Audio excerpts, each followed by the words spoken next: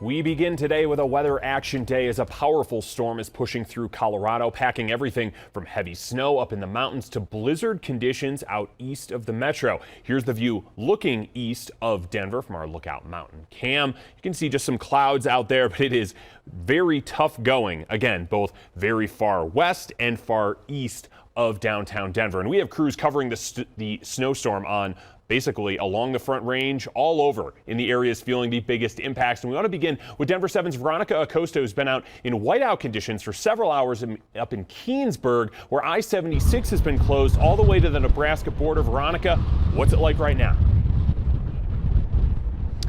So way different than it was really earlier this morning. I mean, this morning we had blowing snow that really was creating those whiteout conditions. It now has stopped snowing, but as you can see, it is really, really windy and it's really cold as well. So like I mentioned, blowing snow earlier, it ended up accumulating. We're on a hill right now where there's a gas station, but you can see how much snow accumulated at the bottom of the hill here because again, it was just blowing all morning long. I'm gonna have you guys take a look at Frontage Road there. That's where plows were really concentrating hours ago. They were trying to get as much snow out of the road there so that some drivers could get through.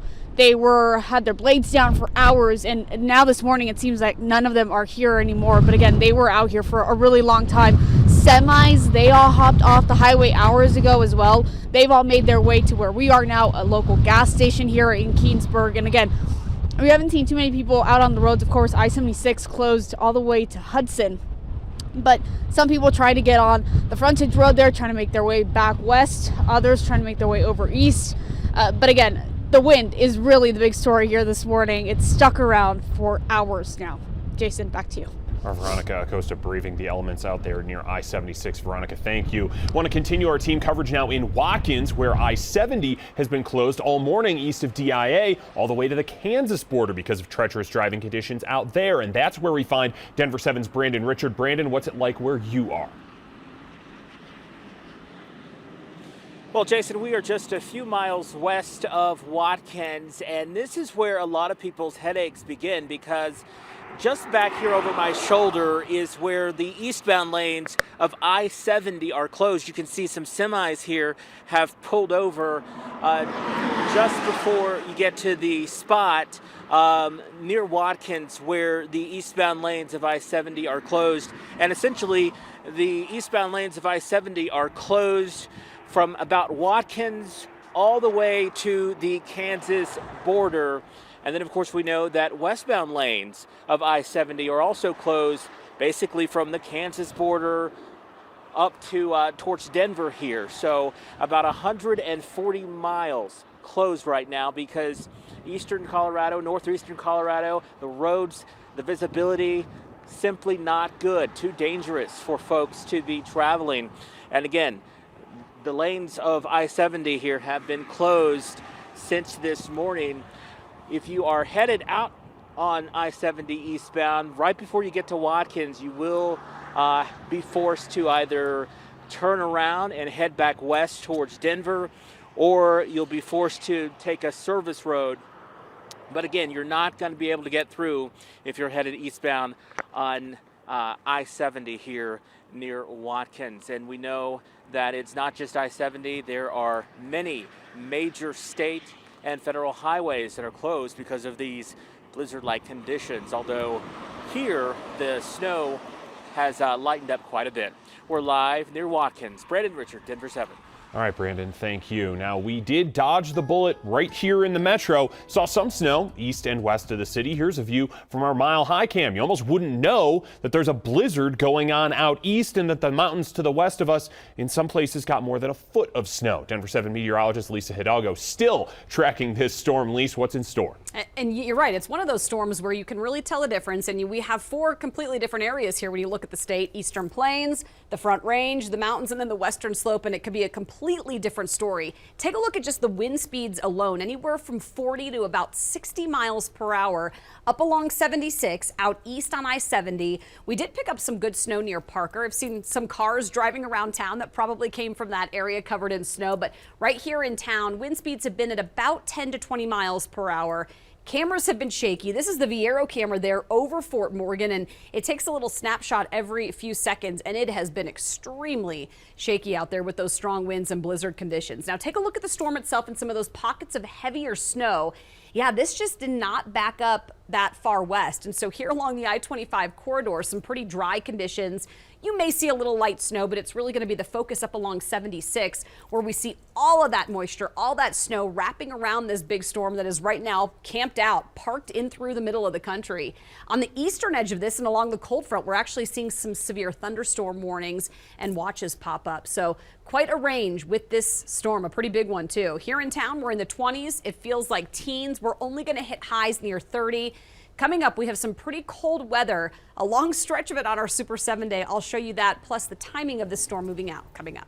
All right, Lisa, as all those watches and warnings continue, you can get 24/7 Colorado weather updates and live radar right there on your TV. Just download the free Denver7 Plus app for your favorite streaming device.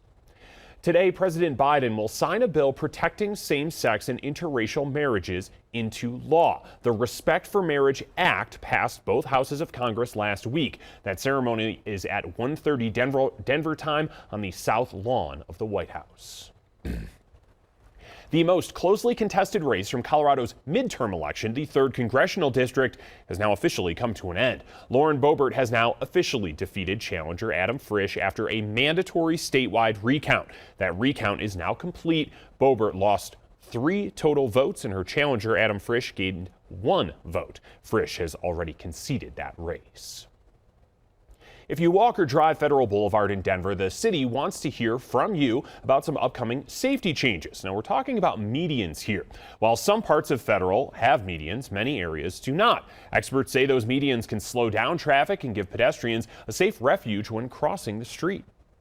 We definitely want people who have daily experience using Federal Boulevard, particularly from the point of view of a pedestrian, to share their perspectives on how they think this will improve safety and make sure that the designs do have adequate consideration, not just for cars, but for people who will be walking along Federal Boulevard and trying to cross Federal Boulevard safely.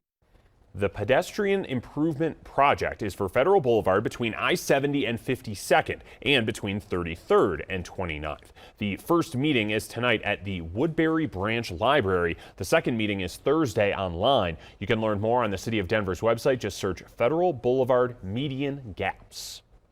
The city of Aurora is making adjustments to its plan addressing the unhoused. And as Denver7's Amy Wattis reports, those changes in Aurora could also have a big impact on another metro county. Aurora is taking steps to address its growing homeless population, including an agreement with Douglas County and by building what's called a homeless navigation center. Originally, Douglas County was sending members of its homeless population to Aurora. Aurora was not happy about that, but today both sides were able to strike a deal. Essentially, Douglas County can send their homeless to the new homeless navigation center once it's built. But they can only do that if they help pay for some of the costs. Aurora Mayor Mike Kaufman says if they can't chip in, he'll revisit the agreement in the future.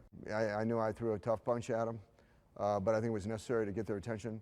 I think we'll move forward now in productive conversations in terms of how to move forward to where it benefits both the city of Aurora and Douglas County. Douglas County Commissioner Abe Layden issued this statement on behalf of the Board of Commissioners, saying in part, we are and intend to sustain our position as a strong, responsive regional partner on this issue, and we appreciate the city of Aurora taking the lead in pursuit of the state's funding for a regional navigation campus.